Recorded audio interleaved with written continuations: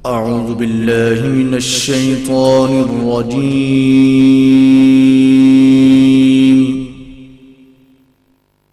بسم الله الرحمن الرحيم. آپ نے جو پہلا سوال کیا کہ دنیا کے متعلق حضرت سلطان العارفین نے کیا کہا، تو اس سوال کا میں آپ کو یہ کہوں گا کہ دنیا کے متعلق حضرت سلطان العارفین نے یہ کہا کہ یہ جو دنیا تھی اس کی اصل شکل حضرت عیسیٰ علیہ السلام نے دیکھ لی تھی، کیونکہ انہوں نے دنیا کو ایسے ہی دیکھا تھا کہ جیسے ایک عورت ہے، جیسے اس کے ایک ہاتھ پر مہندی لگی ہوئی اور ایک ہاتھ پر خون لگا ہوا ہے۔ انہوں نے پوچھا کہ تیرے ہاتھ پر مہندی کیوں ہے، خون کیوں؟ اس نے کہا مہندی اس لیے لگی ہوئی ہے کہ میں نے جو ہے نئی شادی کر لی، اور خون اس لیے یہ لگا ہوا ہے کہ میں نے اپنا بیٹا مار دیا۔ نیز حضرت سلطان العارفین نے اس واقعے کو اپنی کتاب میں بہت لمبا تفصیلاً لکھا ہے، میں تفصیلاً نہیں جاؤں گا، لیکن یہ فرمایا کہ دنیا کی وقت اگر اللہ تعالیٰ کے دربار میں مچھر کے پار جتنی بھی ہوتی تو کبھی کوئی کافر امیر نہ ہوتا۔ اس سے پتہ چلا کہ جو دنیا کی جو وقت تھی اللہ تعالیٰ کے دربار میں، اگر مچھر کے پار جتنی بھی ہوتی تو کبھی کوئی کافر امیر نہ ہوتا۔ حضرت سلطان العارفین نے یہ بات اپنی کتاب میں فرمائی ہے۔ رہی بات حضرت امام حسین علیہ السلام کی، ان کے متعلق حضرت سلطان العارفین نے یہ فرمایا کہ اپنی مشہور تصنیف رسالہ روی شریف میں کہ خاک پائم آز حسین و آز حسن معرفت گشت اسبر بل اجبن، کہ میں امام حسن حسین کے قدموں کی خاک ہوں، اس لیے جو معرفت ہے وہ میرے لیے ایک محفل بن گئی۔ اور یہی جو ہے نا، انہوں نے اپنے کتابوں میں سبق دیا کہ میں امام و پاکوں کا غلام ہوں،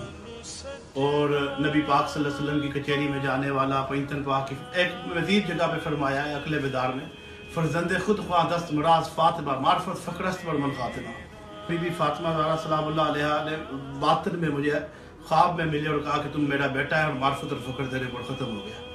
اور اسی طرح انہیں جتنی بھی شان ملی وہ پینتن پاک کے قدموں کا صدقہ۔ وہ اب بھی کہتے ہیں کہ نبی پاک کی کچہری میں جاتا ہوں، وہاں پہ پینتن پاک بھی موجود ہوتے ہیں، چار یار بھی موجود ہوتے ہیں، اور حضور صلی اللہ علیہ وسلم کی جو روحانی کچہری ہے جو ہے اس کے لیے جو ہے آپ نے بہت کچھ لکھا، اللہ یہاں تک کہ کتاب مجالست النبی بھی لکھ دی اس کے بارے میں۔ اور حضرت سلطان العارفین، حضرت سلطان بہو رحمۃ اللہ علیہ دنیا سے بیزار ہو کے اللہ کا ذکر کرتے تھے، وہ اللہ ہی میں گم تھے، اللہ ہو کا ان کا ذکر ہوتا تھا، اور ان کی جو زندگی کا جو مقصد تھا وہ اللہ تھا اور کلمہ طیب تھا، ان کا جو تھا یہ بھی تھا۔ اور وہ یہ بھی فرماتے تھے، وہ بھی جو صدقے دل سے میری کتاب پڑھے گا تو اللہ تعالیٰ اس کو ایک خاص مقام دے دے گا۔ اور ان کی جو باتیں ہوتی تھی وہ کبھی کبھی سکر کی حالت میں ہوتی تھی، اس لیے کئی لوگ شرک کا فتویٰ لگا دیتے ہیں، لیکن انہیں پتہ نہیں ہے کہ شرک ہے کیا ہے اصل میں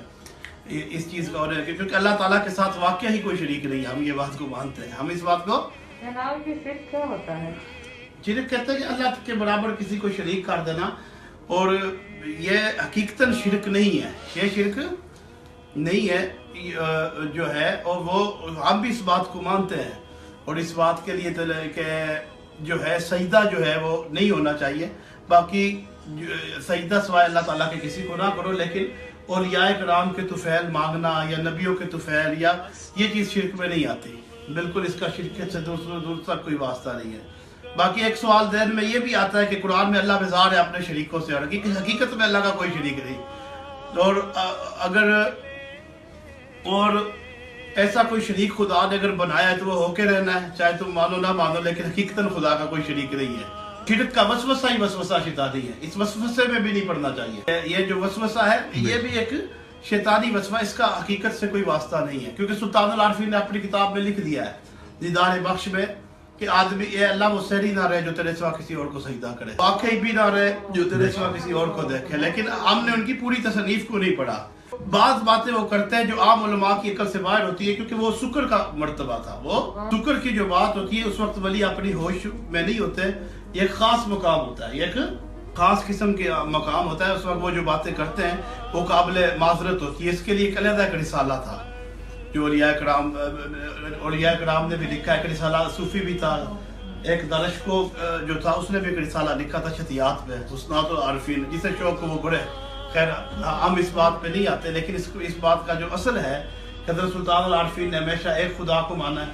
اور انہوں نے یہی کہا ہے کہ اللہ کے ساتھ جو ایک ہونا ہے اصل اسلام وہی ہے، اس کی محبت دل میں ہو،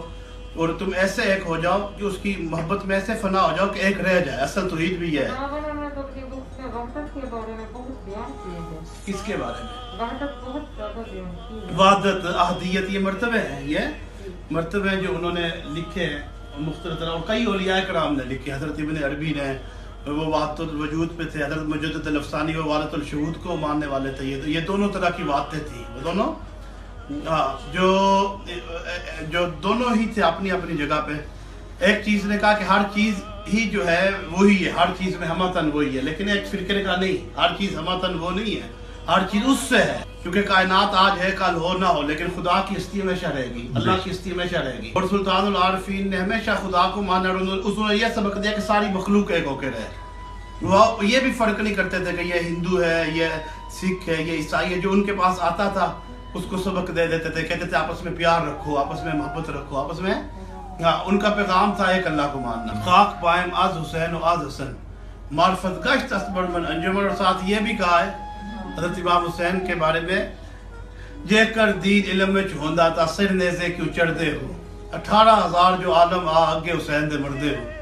جے کر بندے بیت رسولی دا پانی کیوں بند کر دے ہو، جے لحاظ سروردہ کر دے تے خیمے تمبو کیوں سردے ہو،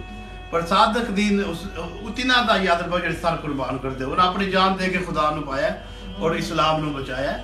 اور سلطان العارفین ہمیشہ امام حسین کے قدموں کی خاک ہی اپنے آپ کو مانتے تھے. سلطان العارفین نے حضرت علی کی شان میں یہ فرمایا کہ انہوں نے مجھے اپنا بیٹا بنایا، اور وہی میرے بازو پکڑ کے میرے پہلے وسیلہ تھے اور آخری وسیلہ جو نبی پاک کی کچہری میں مجھے لے گئے تھے. اور حضرت علی شیر خدا کے بارے میں بھی آپ نے کہا فرمایا کہ سچا دین حسین علی دا، سچا سر دیتے راز نہ بھنے ہو، سر دیتے وہ شعر ہے، سچا عشق حسین علی دا، سچا. اب کتاب میں یہ ہے پرانی میں کہ ان کا جو عشق تھا وہ سچا تھا. انہوں نے اپنے سر دیے، نبی پاک سے محبت کی، انہوں دی محبت دے لئی اپنی جاناں دتیاں. وہ بے شک ان جیسا لوگ کوئی بھی نہیں ہے، وہ نہیں، کیونکہ ولایت کا جو منبع ہے وہ حضرت علی کرم اللہ وجہ ہیں، اور جس کی ان سے محبت ہوگی اسے ولایت ملے گی، اسے ولایت. کیونکہ تمام سلسلوں کا جو فیض ہے وہ حضرت علی سے شروع ہوتا ہے، اور رسول اللہ کا، اور سوائے سلسلہ نقش بندی کے وہ حضرت ابوبکر صدیق کے ذریعے نبی پاک تک جاتے ہیں. باقی تمام سلاسل جو ہے وہ حضرت علی سے چلے ہیں. اس لیے جو ہے اس سلسلے کی بھی جو انتہا ہے قادریت کی غوث الاعظم سے شروع ہوتی ہے اور انتہا حضرت علی اور رسول اللہ تک جاتی ہے. اور حضور سلطان العارفین نے حضرت غوث الاعظم کے بارے میں بھی بہت کچھ لکھا ہے، ان کی شان میں بہت لکھا ہے بہت. لیکن اکثر جو آپ کی باتیں ہوتی تھی وہ عالم سکر کی ہوتی تھی، اور سکر کا جو مرتبہ ہے عام آدمی کی سمجھ میں نہیں آتا، وہ ایک تجلی ہوتی ہے جو وہ نہیں ہوتی.